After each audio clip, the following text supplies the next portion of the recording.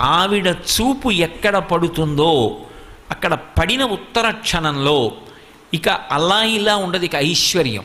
అది ఉత్సాహం కానివ్వండి, సంతోషం కానివ్వండి, పూనిక కానివ్వండి, అక్కడ ఉండేటటువంటి సంపద కానివ్వండి, అవన్నీ కూడా అంత పుష్కళత్వాన్ని పొందుతాయి, అంత సంతోషంగా ఉంటుంది.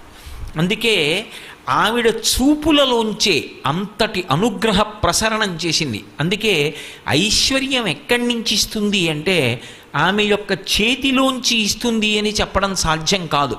అందుకే లక్ష్మీ కటాక్షము అంటూ ఉంటారు.